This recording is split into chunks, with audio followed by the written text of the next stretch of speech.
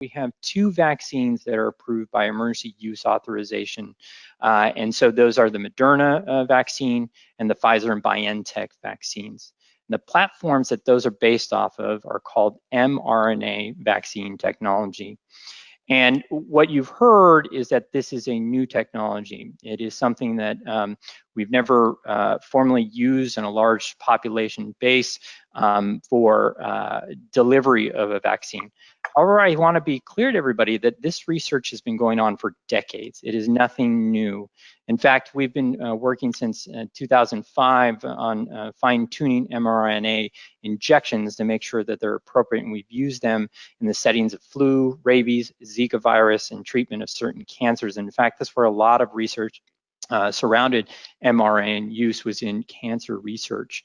So in 2003, the original SARS corona outbreak, we were able to identify the spike protein. You probably read a little bit on that in the news and media. So that is the area that we are targeting with this vaccine. So it's basically the spot with which this vaccine gives our bodies the ability to recognize it. And I think stepping back even further is, what is a vaccine? A vaccine is basically information that allows our bodies to recognize a foreign substance in our bodies. And I like to give the analogy for my patients that when we give vaccines, what we're kind of doing is giving a photocopy, right? Most vaccines, in fact, pretty much all vaccines are copies of a piece of a foreign body, and most typically those are viral particles. And so in this mRNA, I like to give the analogy, this is like a Post-it note. So an mRNA is a piece of information, it's a protein that we are giving to our bodies that does not last very long. It's very short-lived. It was only in our bodies for a couple hours, and then it quickly degrades and breaks down. So it's a very different way of giving information to our bodies. So for the younger generations, it's kind of like Snapchat, right? So you take a photo and it's there for a little bit and then it's gone. So I think that's really important for people to think about, because there's a lot of myths around here, and us giving good information to the general public is really important. So in January 2020, the National Institute of Health was working with Moderna, and they were using an mRNA platform on a different virus called the Nipah virus. It had already been developed, but then came along on the 11th, actually today, of January 2020, exactly a year ago, scientists discovered that SARS-CoV-2 in Wuhan was happening. And what they did is they took out the viral particles of the Nipah virus, and they simply replaced it with the spike protein Post-it note or Snapchat, right? And they put it into that. And so that's how we arrived at this moment so quickly and so innovatively and creatively to arrive where we're at right now. So again, I think some other pointers to think about, the process by which we've achieved going through a phase 1, phase 2, phase 3.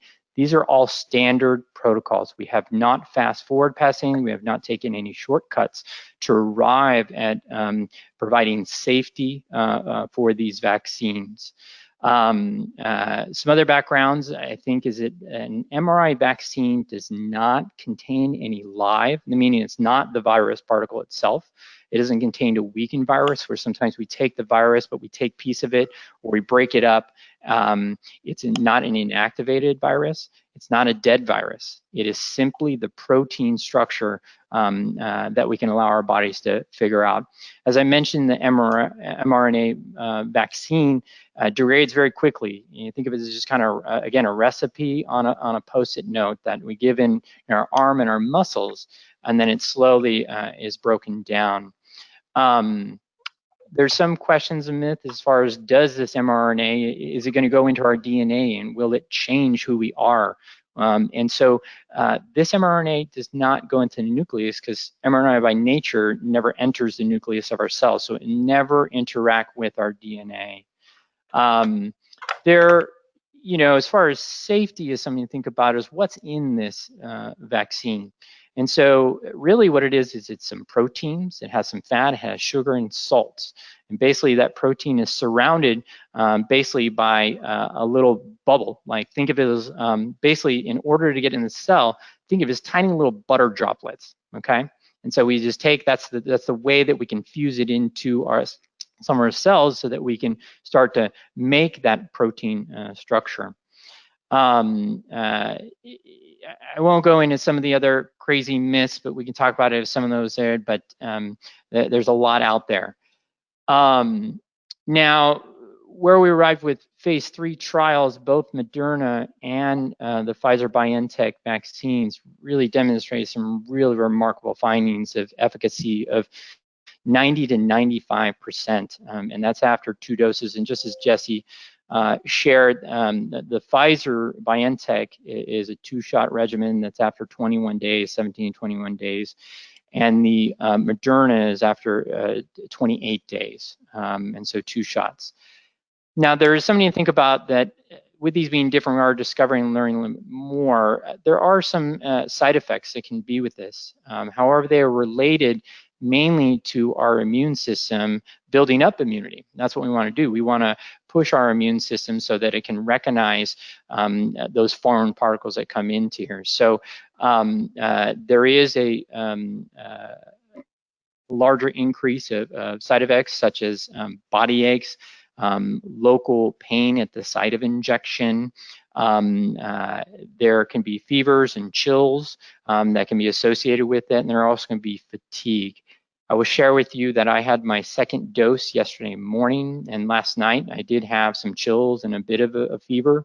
It was short-lived, and actually I welcomed that in that knowing that I got something legitimate in my arm. I know that I got actually something that's going to help protect me. And so I have seen a number of my colleagues that have had some similar. Now, you know, by far and away, the majority of people, over 50%, won't feel much at all other than a sore arm, but some people might experience some of those. We have had some severe allergic reactions, and so those are related to anaphylactic reactions. Now, this is on the order of 1 in 190,000, so a very, very, very, very rare event. And so the out of the 21 cases that have been in the United States, out of several million doses given now, essentially 19 of those have been in individuals that have had a severe anaphylactic reaction in the past. And so there are some precautions that you're sharing with people. There is some sharing that, you know, some questions about other really worrisome features like Bell's palsy you may have read about. That really has not demonstrated. If you were to take just a general public of 2 million people, you're going to have some Bell's palsy cases in that. And so the difference between those has not really demonstrated that there is a differentiation between a vaccinated population and an unvaccinated population. You know, I do want to end just saying that despite us having these vaccines that are highly efficacious and in my mind, very safe, we for the next year are still going to need to mask. We're still going to need to wash our hands. We're still going to need to maintain distancing. And the distinction is because 95% effective is not 100% effective. There's still a 5% chance of somebody, despite having a vaccine, might contract, particularly when we have such a high prevalence in the general community right now. The other thing is a distinction I'd like to make is that we know vaccines prevent disease, but can they fully prevent infection? So somebody may actually contract COVID but still not demonstrate symptoms. They may not have, they may be somebody that still remains asymptomatic and they can fight it off, but they might still pass this on. There is a lot of evidence and a lot of growing research that is looking to answer this question. But from a community standpoint, we need to maintain that we do not have those studies as of yet.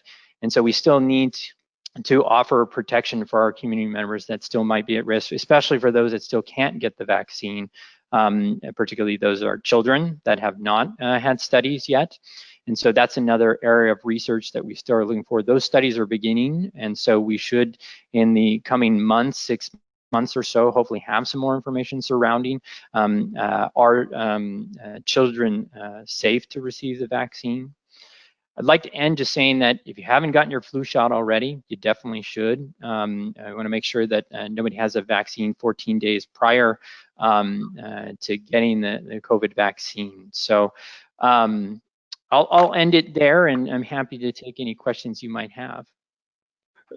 Doc, hi, Scott Derrickson. I got a quick question for you. I've been asked this a couple times.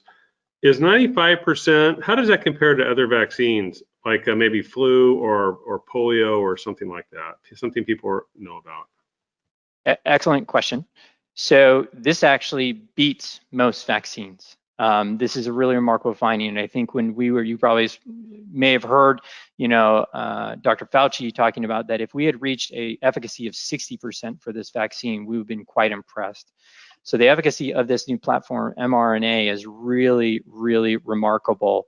Our flu vaccine actually usually on most cases is given, and the problem with the flu vaccine is that it's a different virus and that it changes quite readily, right?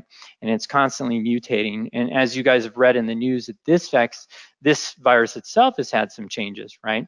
This virus does not change as quickly as a flu vaccine. So that vaccine sometimes could be on the order of 50 to 60% effective for influenza. So it's a very good question.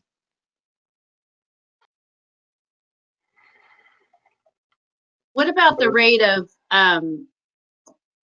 so you asked about the rate of how the vaccine works for this particular virus, but what about comparatively, like how many folks have contracted COVID versus how many folks how many folks contract a regular flu during a general flu season? Like, how do the numbers compare, Dr. German? Well,